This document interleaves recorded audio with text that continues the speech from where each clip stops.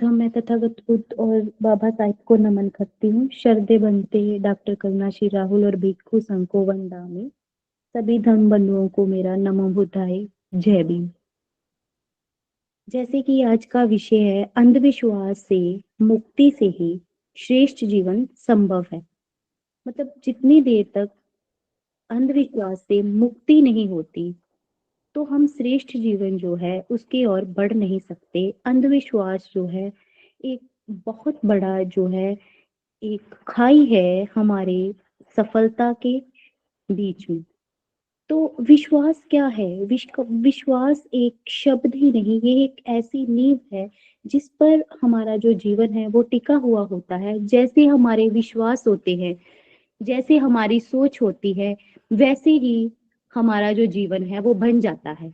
अगर हम घोर अंधविश्वासी हैं, अगर हम घोर जो है बातों को पे विश्वास करते हैं बिना सोचे समझे, बिना जाने कि हाँ ऐसा है, ठीक है, वहां माथा रगड़ो, वहां माथा रगड़ो, तो हमारा जीवन उस तरह का बन जाता है। हमारा जो शोषण होना शुरू हो जाता है, हमारा शारीरिक शोषण होता है, मानसिक होता है, आर्थिक शोषण होता है। तो हमारा विश्वास जो है वो उसके ऊपर जो हमारे जीवन की वो नींव टिकी होती है। जैसा हमारा विश्वास होता है वैसा ही हमारा जीवन होता है। लेकिन जो मनुष्य है उसकी एक प्रवृत्ति है, उसमें क्या है कि मनुष्य या तो किसी चीज पे विश्वास कर लेता है, मतलब अंधविश्वास कर लेता है, बिना सोचे समझे विश्वास कर लेता है। उसके दोस्त ने कहा, उसकी भाई ने कहा, बहन ने कहा, रिश्तेदारों ने कहा, ये अंधविश्वास है। और जहां फिर वो अविश्वास करता है, किसी चीज को सुनना ही नहीं चाहता।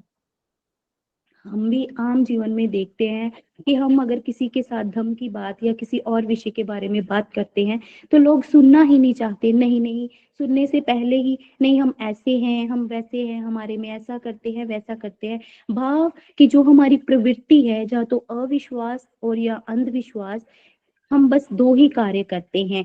अविश्वास में हम किसी को सुनना ही नहीं चाहते, समझना ही नहीं चाहते, और अंधविश्वास में बिना सोचे समझे दूसरों पर भरोसा कर लेते हैं और अपने जीवन का जो है किसी ना किसी तरह अंत करने की ओर बढ़ बढ़ जाते हैं।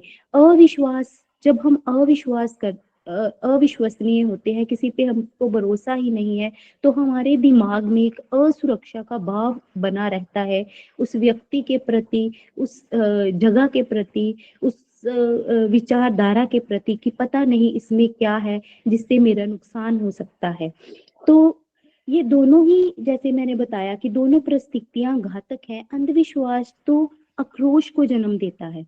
हमने देखा है कि ज्यादातर जो किसी धर्म के नाम पे हिंसाएं होती हैं, किसी विश्वास के नाम पे हिंसाएं होती हैं। कहीं जैसे हमने सुना है कि घोड़ी चढ़ने के नाम पे हिंसा हुई। वहां अभी नया चल रहा है, बाबा साहिब की मूर्ति को किसी ने जो है नुकसान पहुंचाने की कोशिश की। उसके दिमाग में अंधविश्वास भरा है, वो बाबा साहिब की विचारधारा को समझ नहीं पाया। वो अंधविश्वास के चलते ही उसने ऐसा कार्य किया, जिसके कारण वो जो है समाज में जो है वो हिंसा हिंसा का माहौल पैदा हो गया है। तो हम क्या करते हैं, अंधविश्वास की वजह से आक्रोशित हो जाते हैं, बिना सोचे समझे हम रिएक्ट करना शुरू कर देते हैं। विश्वास एक ऐसी भावना है, अगर किसी वस्तु पे, किसी प्राणी पे, किसी विचारधारा पे अगर एक बार बन जाए तो उसे तोड़ा नहीं जा सकता। शीघ्र उसको तोड़ना जो है वो नामुमकिन होता है। और अगर किसी व्यक्ति से ऐसी विचारधारा पर जो अटूट विश्वास है, अगर वो फैल जाए तो वो एक कट्टर विश्वास बन जाता है। और इस विश्वास को कट्टर विश्वास बनने से कोई भी नहीं रोक सकता। लेकिन दूसरी तरफ जो अंधविश्वास है, वो सही हो या गलत हो, लोग ईमानदारी से उसे निभाते हैं। कि कोई भी मुंह से निकली हुई बात जब उसी तरह ही साबित हो जाए तो उसको सही मान लिया जाता है। तो हमने देखा है कि आज तक हमारे बुजुर्ग बड़े मतलब आस्था के नाम पे, धर्म के नाम पे ऐसे कर्म कांड करते आए हैं, ऐसी काम करते आए हैं, जिनका कोई आधार नहीं है, वो निराधार है, लेकिन वो इन चीज़ों को बहुत ही ईमानदारी से निभाते हैं। वो उनको सही साबित करने में जो है जुटे हुए हैं आज भी। बहुत से अंधविश्वास ऐसे हैं जिनका कोई ठोस आधार ना तो रहा है और ना ही हो सकता है। विश्वास और अंधविश्वास दोनों अलग-अलग हैं। जब विश्वास तर्कशीलता पर भारी होने लगता है तो विश्वास अंधविश्वास बन जाता है। जैसे हमें विश्वास है कि कोई बात सही है या कोई व्यक्ति उस कार्य को कर सकता है जब पिछले समय में उसने उस कार्य को करके दिखा दिया, तो ये तो हमारा विश्वास है क्योंकि उसने करा है, वो कर सकता है, उसमें क्षमता है, ये हमारा विश्वास है। लेकिन अगर कोई हम ऐसा कार्य उसे सौंप दे जिसमें हमें पता है वो सक्षम नहीं है या वो उस परिस्थितियों के हिसाब से वो उस कार्य को उस समय में नहीं कर सकता, फिर भी हम उस पे उस कहें कि उस वो कर देगा, ये हमारा अंधविश्वास है। जैसे कि एक व्यक्ति जो कि अध्यापक है, अगर हम एक बच्चा है, उसको विश्वास है अपने टीचर पे कि हाँ, वो जो भी करवाता है, सही करवाता है, वो जो भी पढ़ाता है, सही पढ़ाता है। लेकिन अगर वही बच्चा अध्यापक के अध्यापक के ये भरोसा कर ले कि वो मेरा अध्यापक जो है वो एक मरीज का, एक पेशेंट का ऑपरेशन कर सकता है, तो ये उस विद्यार्थी का अंधविश्वास होगा। तो यही जो फर्क है एक विश्वास और अंधविश्वास में है। और ये जो बातें हैं जो मैंने अब तक कही, ये आम बातें हैं, हम सबने सुनी है, हम सबने पहले भी बहुत बार सुनी है, लेकिन इसको दोहराने का मकसद क्या है? क्योंकि सुनने और समझने में बहुत अंतर होता है। जब हम बातों को सुनते हैं या किताबों को पढ़ते हैं तो वो बस मात्र एक सुनना और ज्ञान को अर्जित करना होता है। लेकिन समझने में आता है कि हमने उस ज्ञान को सुना, उसको पढ़ा, उसको अपने जीवन में उतार लिया। तो हमने आज के विषय के बारे में मैं यही कहूंगी कि हमने अंधविश्वास के बारे में आज सुनना ही नहीं है, बल्कि अंधविश्वास को अपने जीवन से उतार फेंकना है और धम्म को अपने जीवन में अपनाना है, ताकि हमारा जीवन श्रेष्ठ बन सके और हम अपनी जो ऊर्जा है, हमारी जो शक्ति है, एक मानव शक्ति है, उसको पहचान सके और जो हमारे गोल है, जो हमारे कार्य हैं, हम उनमें उनको अच्छे से जो है वो कर सके। अगर समझी गई बात, जैसे मैंने बताया कि हमें अच्छे से समझना है। अगर हम समझने लगे किसी बात को तो हमारे कहने और करने में अंतर नहीं रहेगा। हम जो भी कहेंगे वो एक तो ज्ञान के आधार पे कहेंगे, और दूसरा जो हम कहेंगे हम उस बात को अपनाएंगे भी, और दूसरे लोग भी जो है हमें देख के उस चीज को अपनाना शुरू कर देंगे। हमें ये समझना होगा कि हम प्रकृति के बनाए हुए सर्वश्रेष्ठ प्राणी हैं। जब आप खुद पे विश्वास करोगे तो आपको अपनी शक्ति, अपनी ऊर्जा का ज्ञान होगा और आप अपने उत्तरदायित्व को भी पहचानोगे।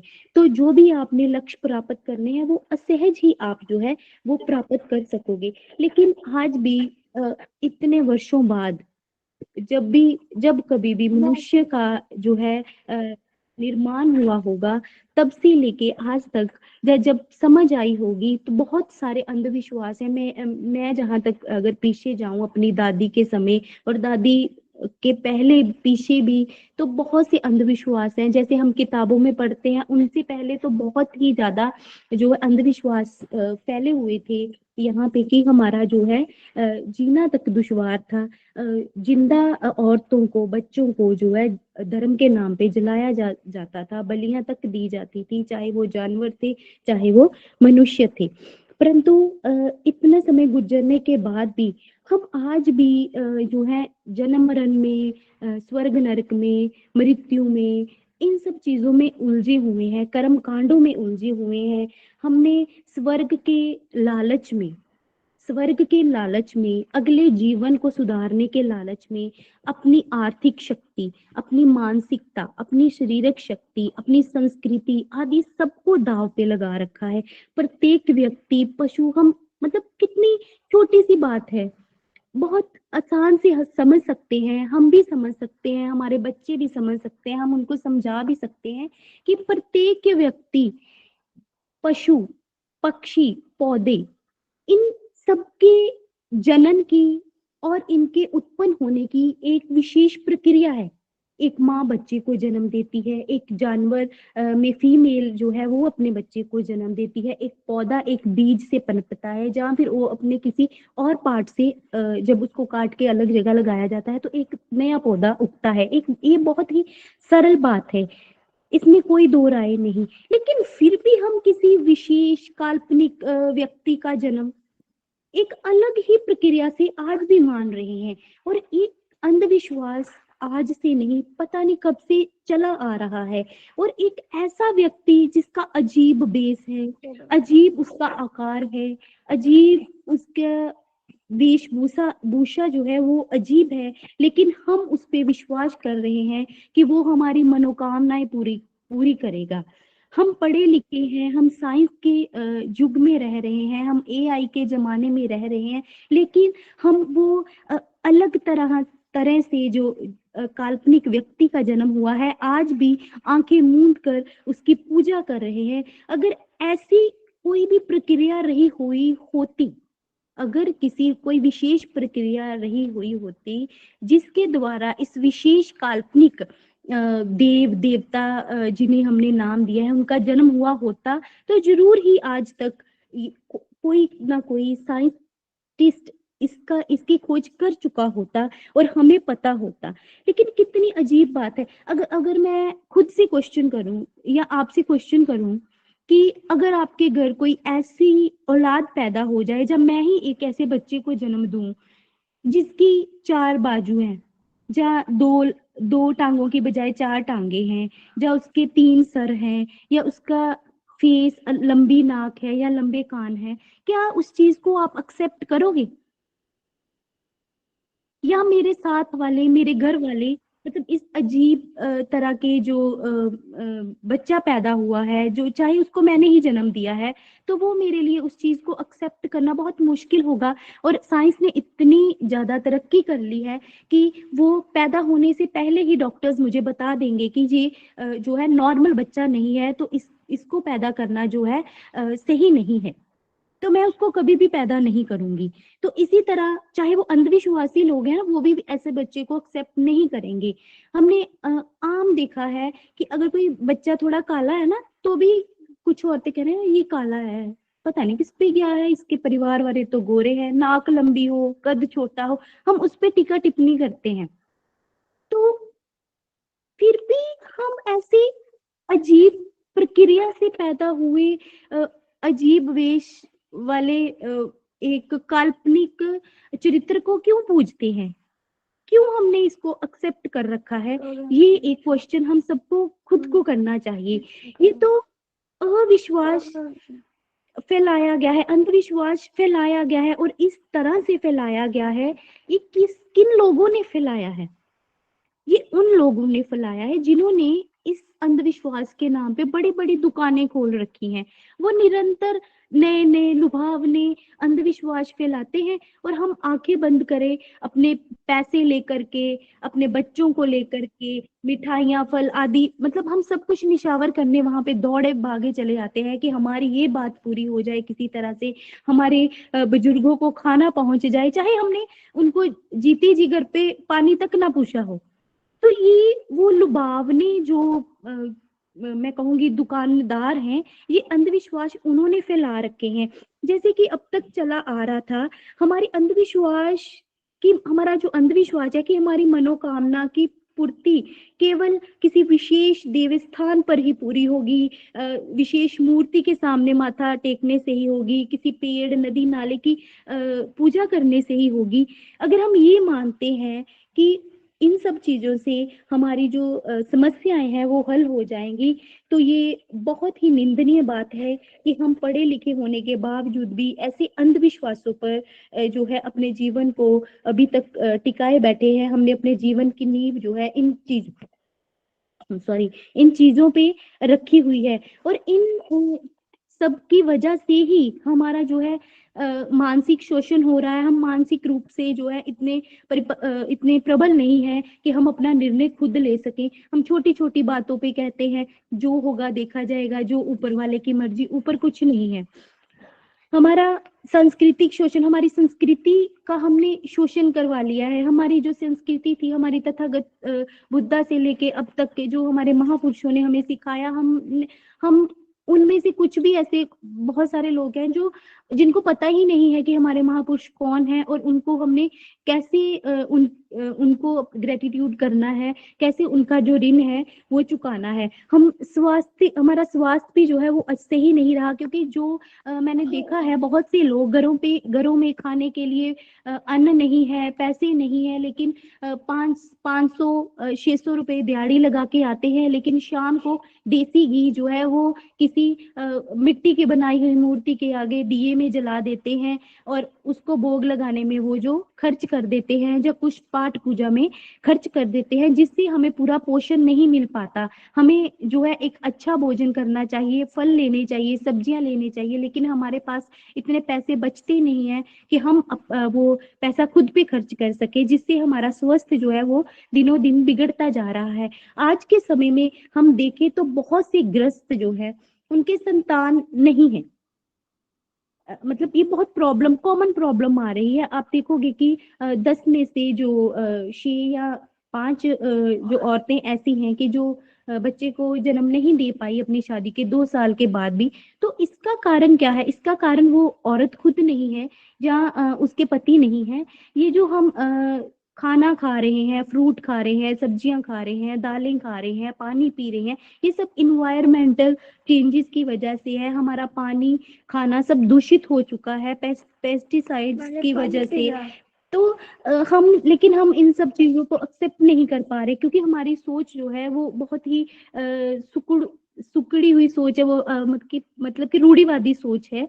तो हम इन चीजों को एक्सेप्ट करने की बजाय हमने क्या करा, हमने साइंस का सहारा लेने की बजाय, मेडिकल का सहारा लेने की बजाय हम बाबाओं के चक्कर में पड़ गए।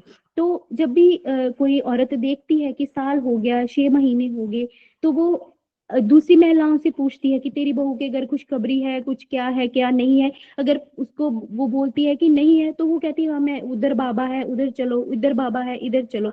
तो उससे क्या होता है, घर में अंधविश्वास का माहौल जो है वो पैदा होता है।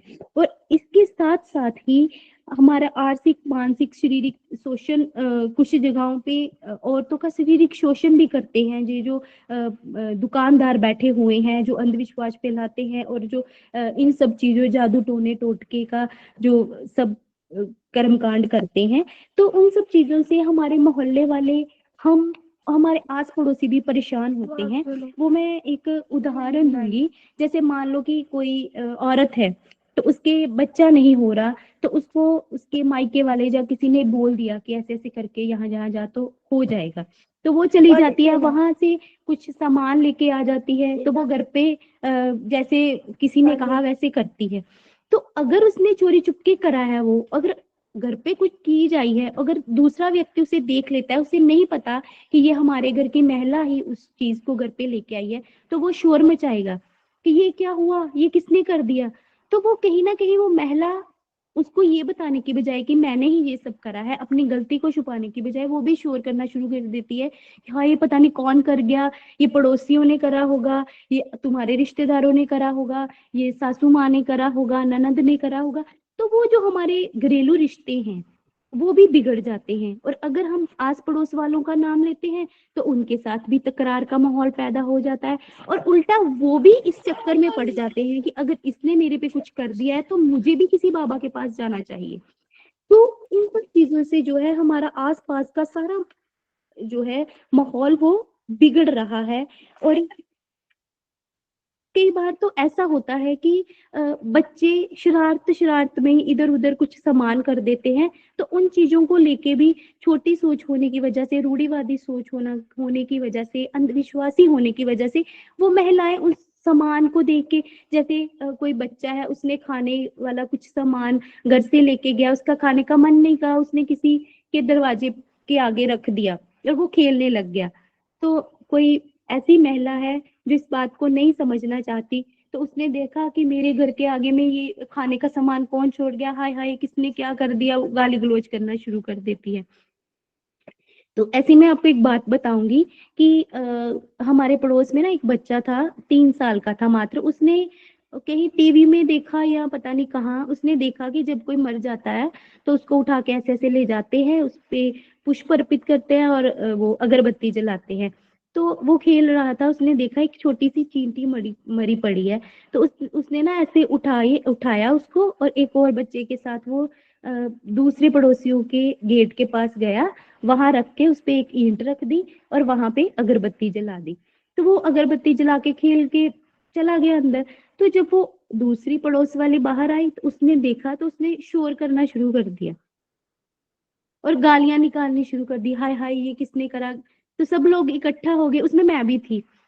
तो किसी को पता ही नहीं था वो बच्चा है, वो मतलब ठीक से बोल नहीं पा रहा था, लेकिन वो ये कह रहा था तीन ती तीत मादी, मतलब ती तीत मादी, ती तीत मादी, मतलब वो कह रहा था कि ये चींटी का समाध है, बस चींटी मर गई है, मैंने उसकी समाधि बना दी है।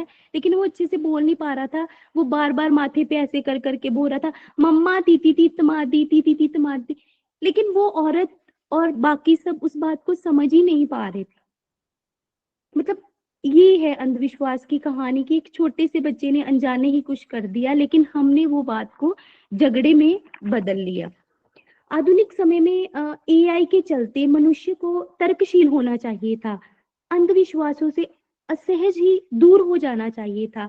अगर समझ विकसित हुई होती तो इसके पीछे एआई के डेवलपमेंट, साइंस की डेवलपमेंट, मेडिकल के डेवलपमेंट के पीछे किसी देवी शक्ति का हाथ नहीं है। ये हमें असहज ही समझ में आता है, जो लोग समझते हैं इस बात को। और जो अंधविश्वास है वो असहज ही जो है उससे छुटकारा हो जाना चाहिए था अब तक, लेकिन ऐसा कुछ हुआ नहीं है। रोजाना हम खुद को सवाल ही नहीं करते कि ऐसा हो रहा है तो क्यों हो रहा है, ऐसा नहीं है तो क्यों नहीं है। हम आज भी हम आज भी आत्मा, परमात्मा, स्वर्ग नर्क के चक्कर में पड़े हुए हैं। तो मैं सोचती हूँ कि हम पढ़े लिखे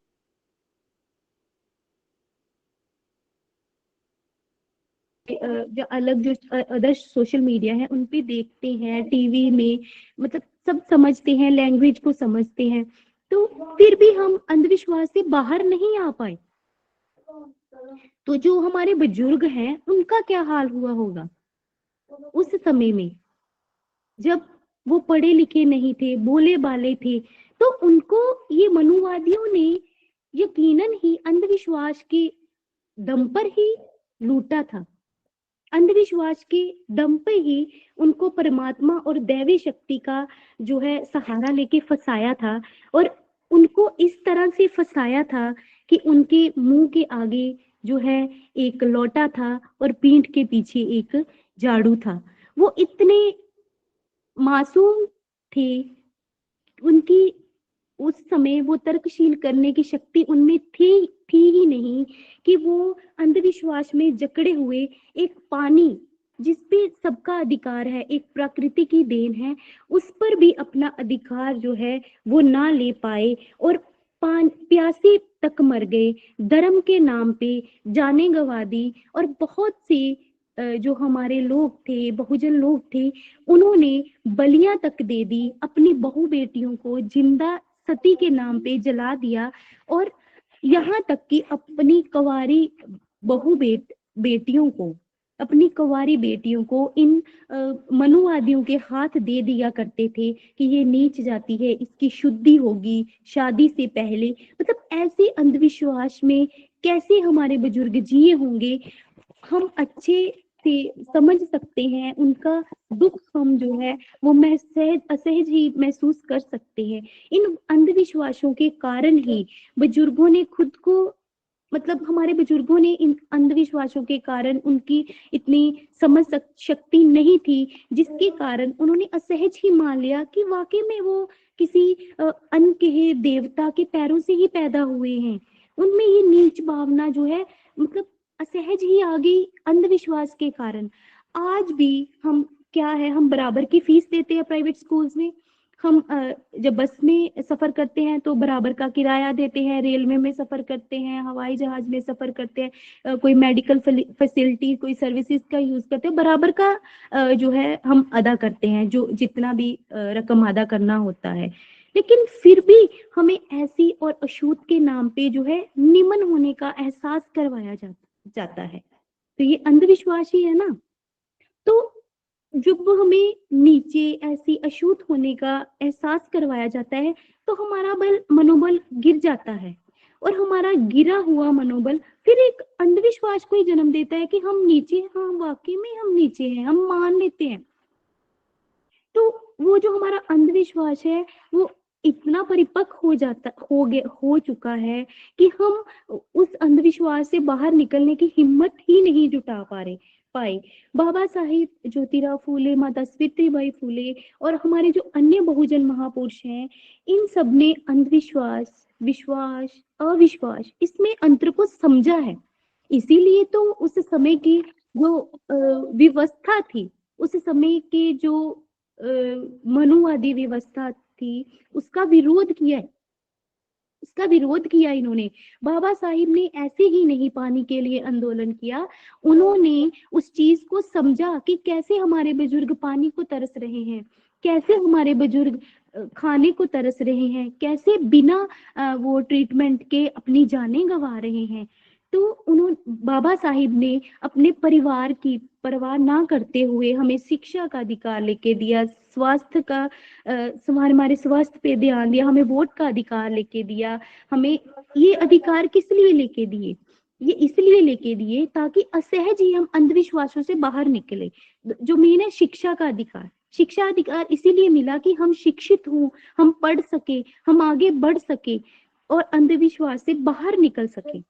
और दम दम हमें क्यों दिया? इसीलिए दिया कि जो हमारा विश्वास है वो किसी अनकहे, अनदेखे, अनचाहे, वो अजीब विचित्र देवी देवता पर ना हो। हमारा विश्वास एक ऐसी विचारधारा पे हो जिसका वैज्ञानिक आधार हो, जिसकी वैज्ञानिक सोच हो, और हम अंधविश्वास से बाहर आए, अपने हक के लिए, अपनी खुशी के लिए हम लड़ सके, हम एक श्रेष्ठ व्यक्ति जो है इस दुनिया के जो श्रेष्ठ व्यक्ति बन सके। परंतु क्योंकि इस विश्वास और अंधविश्वास और जो अविश्वास है उसके अंतर से जो अंतर को जानते थे वो तो बाहर निकल गए, हम क्यों नहीं निकल पाए? क्योंकि हम निडर, हम जो है अभी भी डरते हैं। हम किससे डरते हैं? हम आने वाले जन्म से डरते हैं, वो हम अनदेखी, अनसुनी शक्तियों से डरते हैं। हम आज एआई के दौर में भी, आर्टिफिशियल इंटेलिजेंसी के बावजूद भी हमारे पास फोन है, सोशल मीडिया है, हम क्या है बाहर निकलने की बजाय और अंधविश्वास में धंस गए हैं। मैंने क्या देखा है कि जैसे ही कोई मैसेज आता है, जैसे ही कोई हमारे फोन पे मैसेज आता है, हम उसको पढ़ते नहीं है कि इसमें क्या लिखा है, क्या नहीं लिखा, ये सही है या गलत है। हम क्या करते हैं? चुपचाप सीधे फॉरवर्ड, चुपचाप सीधे फॉरवर्ड। तो आज ऐसे ही मेरे दिमाग में एक विचार आ रहा था कि अगर शरारत से कोई व्यक्ति किसी ग्रुप में किसी ऐसे व्यक्ति की फोटो डाल के नीचे रिप लिख दे जो कि किसी दूसरे व्यक्ति के सामने बैठा है, तो मेरे को नहीं लगता कि वो क्या करेगा? व्यक्ति जिसके हाथ में फोन है वो पहले अफसोस जाहिर करेगा उस व्यक्ति की मृत्यु के दुख का, और बाद में ये सोचेगा कि यार वो तो मेरे सामने बैठा है। मतलब हम इतने इन चीजों में घुस गए हैं कि हमारा दिमाग इस काबिल ही नहीं रहा कि हम पहले अपने आसपास देख ले कि हो क्या रहा है। बहुत बार मैंने देखा है कि हमारे जो अपने हैं, बहुत क्लोज है, जिनके बर्थडे हमें अच्छे से पता है कब है, जिनकी एनिवर्सरीज हमें पता है, मतलब ये छोटी छोटी बातें इसलिए बता रही हूँ कि हमें ये जल्दी समझ आ जाए बात में कहना क्या चाह रही हूँ। तो हमें पता है हमारे भाई बहन का बर्थडे कब है, एनिवर्सरी कब है, लेकिन उनके फ्रेंड्स हैं, उन्होंने उनका फेक बर्थडे देखा, उनकी सोशल मीडिया पे फेक उसका एनिवर्सरी देखा, स्टेटस लगाया, तो हमने भी नहीं अपना दिमाग इस्तेमाल किया, हम भी उसको विश करी जा रहे हैं, लेकिन हमने इतना सोचा ही नहीं।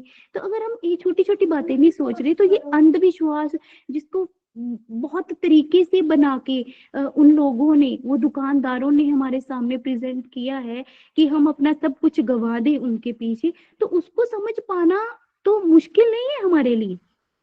तो उसको कहाँ समझ पाएंगे हम? अब हम इतने, हमने अपनी बुद्धि के विकास पे हमने जोर ही नहीं दिया। करो।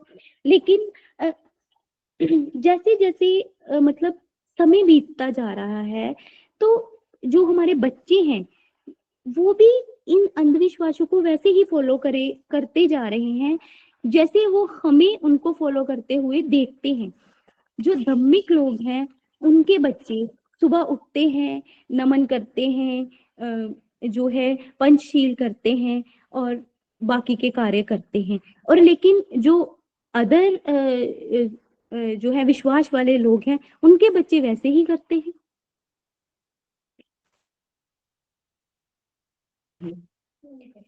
तो आगे ये है कि जैसे हमने बहुत सारे बातें हम आम घरों में करते हैं कि ये मत कर, वो मत कर, ये कले का कारण है, वो कले का कारण है, ऐसे नहीं करना चाहिए, वैसे नहीं करना चाहिए। उसका उस मेरा मानना है कि उस समय उस चीज का आधार रहा होगा, कोई आधार मतलब फेक। जैसे किसी ने बात नहीं मानी तो उसको मनवाने के लिए ऐसे ही किसी बड़े ने बोल दिया होगा कि हाँ बेटे ऐसे नहीं कर, अगर ऐसे करेगा तो ऐसे होगा। जैसे एक एग्जाम्पल है कि जब हम छोटे थे तो हमारे मम्मी पापा कहते थे कि मतलब जब हम बहुत छोटे होंगे, जैसे हम अपने बच्चों को कहते थे कि बिल्ली आ जाएगी सो जा, बिल्ली आ जाएगी जल्दी सो जाओ, बाहर नहीं जाना, अंधेरा है, वो कोई आएंगे, उठाने वाले आएंगे, आपको उठा के ले जाएंगे। लेकिन हम भी जानते ऐसा कुछ नहीं था, आप भी जानते हो ऐसा कुछ नहीं था। लेकिन उस वक्त क्या था कि बच्चा जल्दी सो जाए ताकि सुबह जल्दी उठ के स्कूल जा सके, बच्चा टाइम पे सो जाए ताकि माँ को भी थोड़ा आराम करने का समय मिल जाए। बात तो इतनी सी थी। जैसे जैसे बच्चे बड़े हुए, बच्चों को पता चल गया कि ऐसा कुछ नहीं है, बाहर अंधेरे में जाने से कुछ नहीं होता, बिल्ली के म्याऊं से कुछ नहीं होता। हम भी समझ गए, आप भी समझ गए। अब अगर मैं आपसे पूछूं कौन कौन बिल्ली से डरता है, तो कोई भी नहीं, मैं भी नहीं डरती हूँ। लेकिन वो जो दूसरे विश्वास है उनसे बाहर क्यों नहीं निकल पाए? वो जो जो दूसरे अंधविश्वास है उनसे बाहर क्यों नहीं निकल पाए? क्योंकि उनसे अभी भी हम कहीं ना कहीं डरते हैं। उनके बारे में कभी हमने सोचा ही नहीं, उसके बारे में कभी हमने खुद से क्वेश्चन करे ही नहीं। जैसे झाड़ू सीधा रखना, कि झाड़ू सीधा मत रखो, वो उस वक्त होगा कि हाँ अगर कोई व्यक्ति स्लिप का पैर स्लिप हुआ है, उस पे गिर गया तो वो आंख में लग सकता है। अगर किसी ने कहा कि चाबियों की खनखनाहट से झगड़ा होता है, तो क्यों होता है? क्योंकि किसी ने लॉक करके कुछ अपना सामान रखा होगा और अगर आप उसको चुराने की कोशिश करोगे, चाबियां उठाने की कोशिश करोगे, खनखन की आवाज आएगी, वो तो झगड़ा तो होगा ही। तो लेकिन हर बार बिना किसी बात के चाबियां खनखनाने से झगड़ा होगा, ऐसा तो कुछ नहीं है ना। जैसे दरवाजा है, तो हम अभी भी देखते हैं कि कभी कभार कुछ समय के बाद जंग लगने की वजह से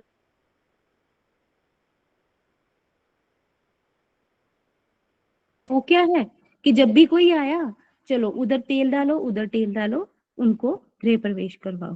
तो ये अंधविश्वास है। उसके बाद हम मान लेते हैं कि जैसे किसी ने छींका तो घर से बाहर नहीं जाना।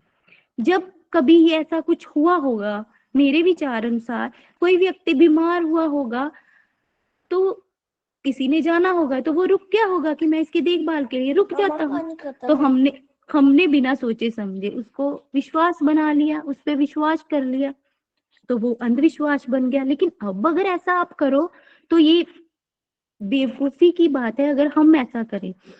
तो आगे अगर हम अपने बच्चों को, अगर हम खुद ही नहीं निडर हो पाए, अगर मैं अपने बच्चों को देखो, जैसे अभी भी अगर मेरा बच्चा अंधेरे से डरे तो मैं बोलूंगी बेटे नहीं कुछ नहीं होता, अंधेरे में जाओ आप, कुछ नहीं होता, क्योंकि मुझे डर नहीं लगता, मैं उसको भी निडर बनाऊंगी। लेकिन जिस बात से मैं डरती हूँ मैं उसको निडर बना पाऊंगी? कभी भी नहीं बना पाऊंगी। इसलिए सबसे पहले हमें खुद पे काम करना होगा कि हमें अंधविश्वासों से बाहर निकलना कैसे है। तो जो मेरा मानना है कि जितना ज्यादा हम किसी चीज से डरते हैं, उतना ज्यादा जल्दी हम उस चीज से निकल पाते हैं, मेरे मेरे हिसाब से। कि ठीक वैसे ही है, मतलब अ, अगर मैं कहूँ कि जैसे एक गिलास है, अगर मैं किसी को बोलूं कि इसमें जहर है तो आप पी लो, तो वो कभी भी नहीं पिए। अगर मैं अपने बच्चे को ही कहूँ, अपने जीवन साथी को कहूँ कि इसमें जहर है आप पी लो, तो वो कभी नहीं पिएगा। वो एक दो बार सोचेगा जरूर कि ये क्यों मुझे कह रही है। लेकिन अगर मैं खुद पी के उसको बोलूँ कि इसमें जहर था, मैंने पी लिया, आप पी लो, तो वो पी लेगा, क्योंकि उसको पता है इसमें जहर नहीं था, इसीलिए इसने पिया। अगर जहर होता ये पीती थोड़ी ना। तो ठीक जब हम किसी अंधविश्वास के बारे में किसी से बात करेंगे कि ये अंधविश्वास है, ऐसे मत कर, वैसे मत कर, तो वो मानेगा नहीं।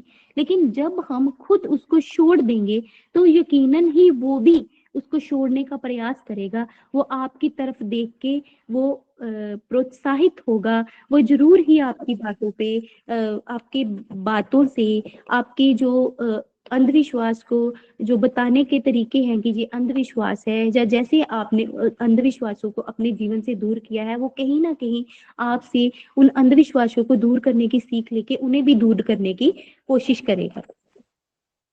तो सबसे पहले हमें क्या करना है कि हमें खुद खुद को अंधविश्वासों से बाहर निकालना है, ताकि हम दूसरों को भी उन सब चीजों से बाहर निकाल सके। अक्सर हमने कहते हुए सुना है कि जो करने वाला है वही करने वाला है, जो उसने किया वैसा ही होगा, जो उसकी मर्जी वही होगा।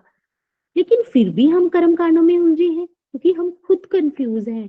क्योंकि ये जो दुकानें हैं ना, ये जो दुकानदार हैं जो अंधविश्वास के नाम पे हमें लूट रहे हैं, ये एडवर्टाइजमेंट ही इतने अच्छे ढंग से करते हैं कि हम अपना सब कुछ लेके उनको सौंपने के लिए चल उठ मतलब भागे चले जाते हैं। हम ये अंधविश्वास कभी कभार ऐसा होता है कि मजाक में कही हुई बात जो है उसको सब फॉलो करना शुरू कर देते हैं, वो भी अंधविश्वास बन जाता है। एक मेरी फ्रेंड थी, वो कॉलेज में थी, और कॉलेज के हॉस्टल में एक दिन वो सुबह सैर करने के लिए छत पे गई।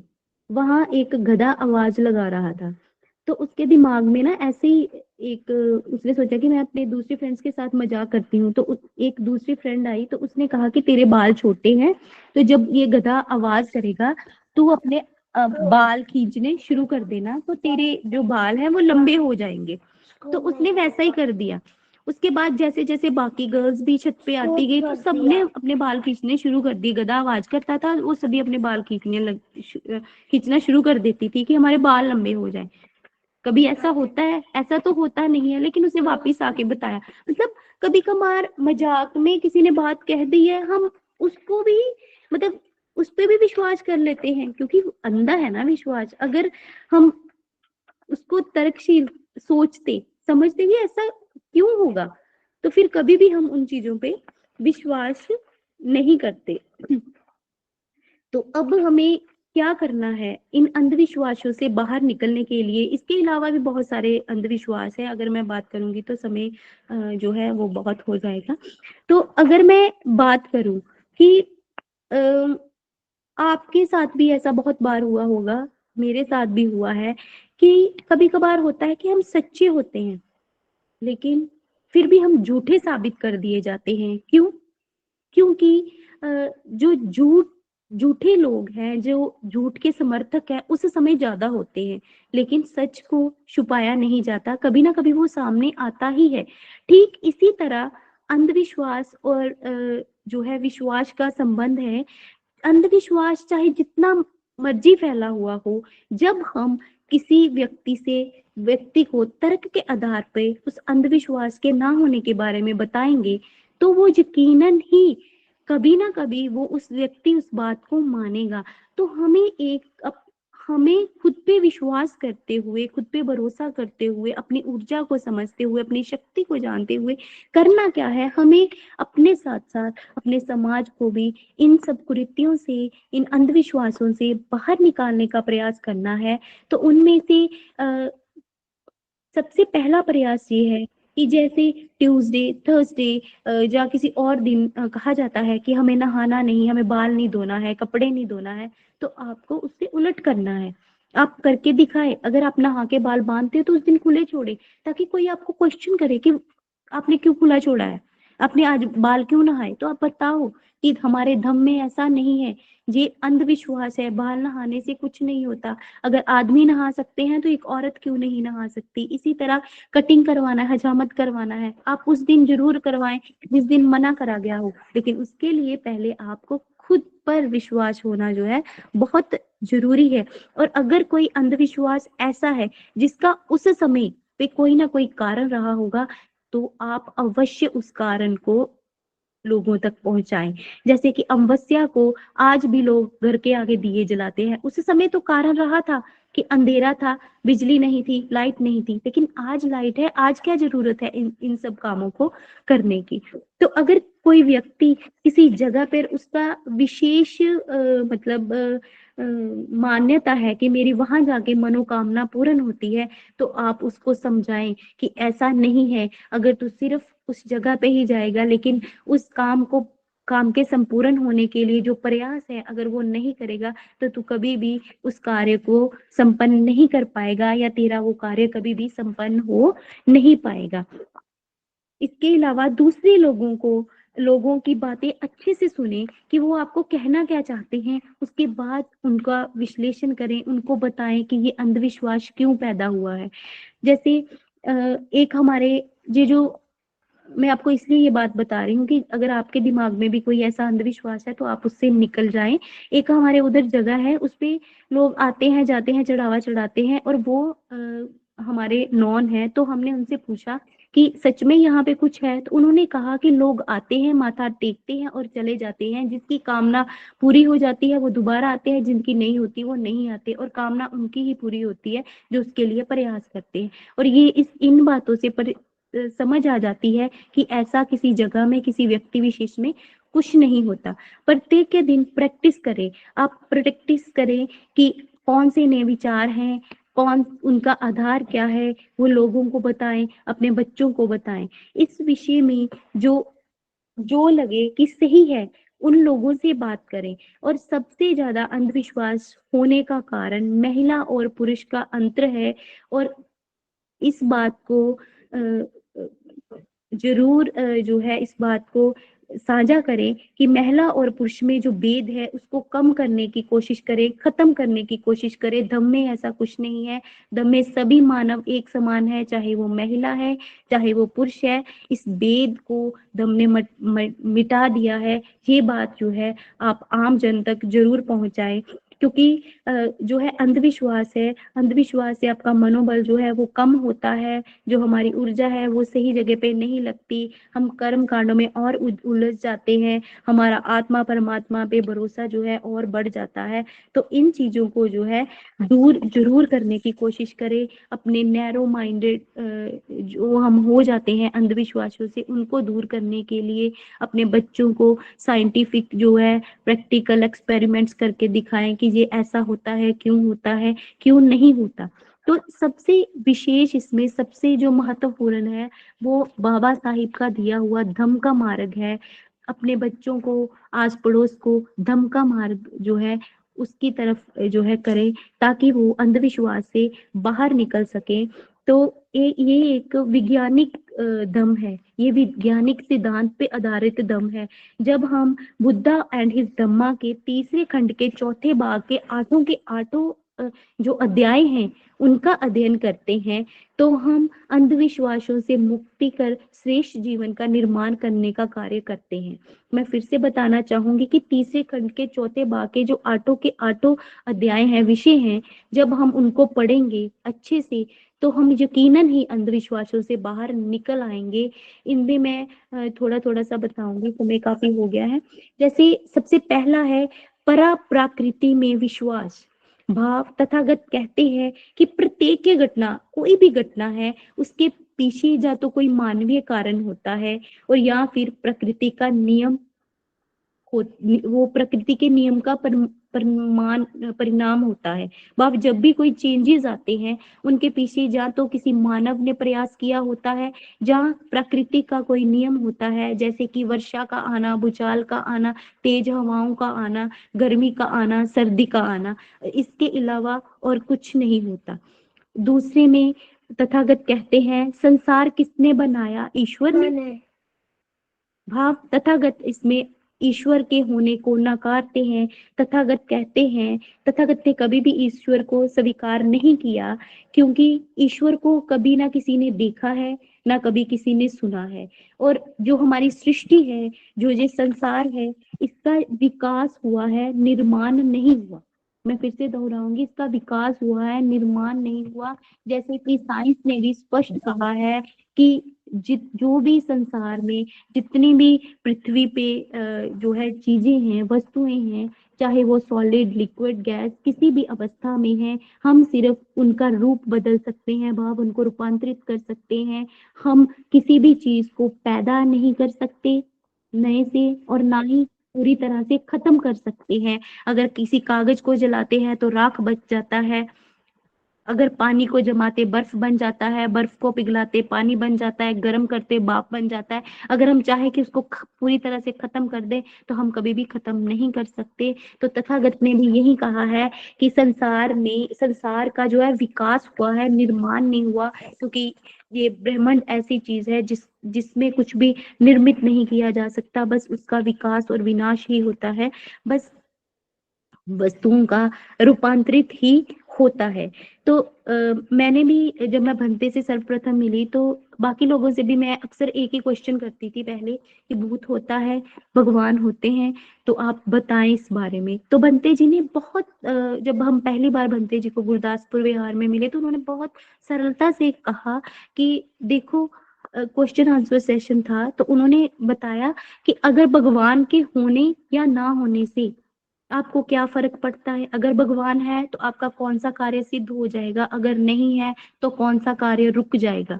तो ठीक इसी तरह अगर आत्मा है या भूत, जिसको हम भूत भी कहते हैं, है, तो आपका कौन सा कार्य रुका हुआ है या कौन सा कार्य है जो उसके होने से संपन्न हो रहा है, आप बताइए। अगर ऐसा कुछ नहीं है तो अपने कार्य को करें, अपनी क्षमता के अनुसार अच्छे से अच्छा करने की कोशिश करने का प्रयास करें, तो अवश्य ही आप जो करना चाहते हैं उसमें आप सफलता प्राप्त कर लोगे। तब मेरे को बहुत अच्छे से समझ आया, और मैंने भी ये माना कि भगवान क्या है, ये जो हम भगवान ईश्वर मतलब अलग अलग नामों से जानते हैं, ये कुछ नहीं है। ये बस हमारी कमजोरियों को छुपाने, हमारी गलतियों को छुपाने और अपनी गलतियों को किसी व्यक्ति पे थोपने का, और वो व्यक्ति नहीं मिले तो वो नाम है जिसपे हम थोप देते हैं कि मैं इस कार्य में सफल नहीं हुआ तो ये ऊपर वाले की मर्जी थी, मैं इस कार्य को नहीं कर पाया तो ये ऊपर वाले की मर्जी थी, मेरे पिछले कर्म थे, मेरे अगले कर्म थे। तो ये वो एक नाम है जो सिर्फ और सिर्फ मेरे ख्याल से थोपने के लिए बना है, और या फिर उन लोगों के लिए बना है जिन्होंने इससे धन कमाया है, पैसा कमाया है और हमें लूटा है। ब्रह्मा आगे तीसरे भाग में क्या है, ब्रह्मा में लीनता पर आधारित दम मिथ्या है।